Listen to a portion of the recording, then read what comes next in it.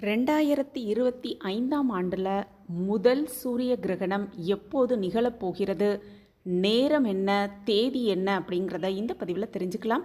அது மட்டுமல்ல, இந்தியாவில் இந்த சூரிய கிரகணம் தெரியுமா, இந்த நாளில் வாங்கவே கூடாத 3 பொருட்கள் என்ன, அப்படி வாங்கினால் தோஷம் ஏற்படும் அப்படிங்கிறதையும் இந்த பதிவில் தெரிஞ்சுக்கலாம். வணக்கம். நம்ம இறையொளி திருவருள் சார்பாக உங்கள் எல்லாருக்குமே அன்பான வணக்கங்க. சூரிய கிரகணமாக இருக்கட்டும், சந்திர கிரகணமாக இருக்கட்டும், இந்த கிரகணங்கள் நிகழும் பொழுது வெளியில் போகக்கூடாது, வெறும் கண்ணால் கிரகணத்தை பார்க்கக்கூடாது, கிரகண நேரத்தில் சாப்பிடக்கூடாது, கர்ப்பிணி பெண்கள் ரொம்பவே ஜாக்கிரதையாக இருக்கட்டும், இப்படி பல விதிமுறைகள் சொல்லப்படுவது உண்டு. இந்த கிரகண நேரங்கள் நிறைய பேரோட வாழ்வின் பதமிதமான மாற்றங்களை ஏற்படுத்தி இருக்கு அப்படிங்கிறதையும் நம்ம கூர்ந்து கவனிச்சா அதனுடைய அர்த்தம் புரியும். அந்த வகையில் இந்த ஆண்டில் முதல் சூரிய கிரகணம் எந்த நாள் எந்த நேரம் நிகழப்போகுது அப்படிங்கிறத பார்த்துடலாம். 2025ஆம் ஆண்டில் முதல் கிரகணமாக நிகழ இருப்பது தான் இந்த சூரிய கிரகணம். பகுதி நேர சூரிய கிரகணமாக இது நிகழ இருக்கு அப்படிங்கிறதுனால இந்த கிரகணம் பகல் 2:20 மணிக்கு துவங்கி மாலை 6:13 வரைக்கும் நிகழ இருக்கு.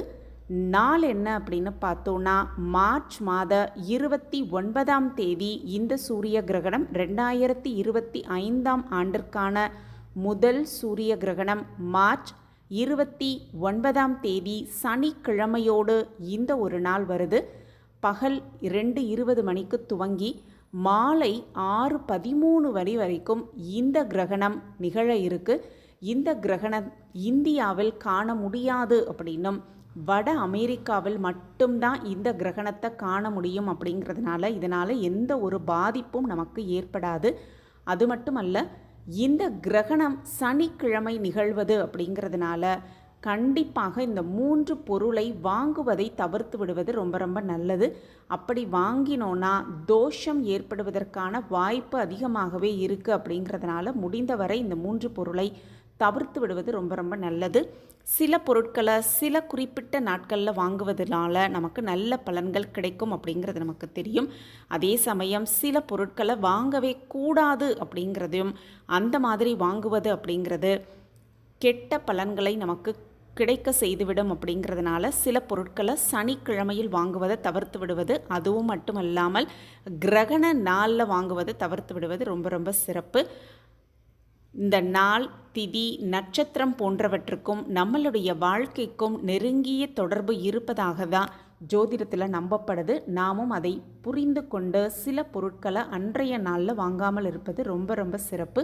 அப்படி மார்ச் 29ஆம் தேதி சனிக்கிழமையோடு வரக்கூடிய இந்த சூரிய கிரகணம் நமக்கு பாதிப்பு ஏற்படாது அப்படின்னு தெரிஞ்சாலும் முடிந்த வரை சில பொருட்கள் வாங்குவதை தவிர்த்து விடுவது ரொம்ப ரொம்ப நல்லது. அன்றைய நாளில் முக்கியமாக கல்லுப்பு வாங்குவது, அடுத்ததாக பார்த்தோன்னா எண்ணெய், அது என்ன எண்ணெயாக இருக்கட்டும், எண்ணெய் வகைகளை வாங்குவதை தவிர்த்து விடுவது ரொம்ப ரொம்ப நல்லது.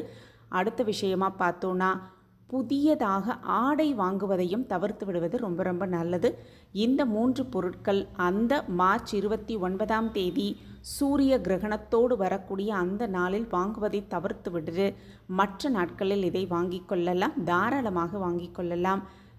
இந்தியாவில் கிரகணம் தெரியாது அப்படின்னாலும் சில வழிமுறைகளை நாம் பின்பற்றி இந்த கிரகணத்தை கடந்து வாழ்வில் எல்லா வளநலங்களையும் பெற்று சகல சௌபாக்கியத்தோடு வளமாகவும் நலமாகவும் வாழலாம். இந்த பதிவு உங்களுக்கு பயனுள்ள பதிவாக இருக்கும் அப்படின்னு நான் நம்புகிறேன்.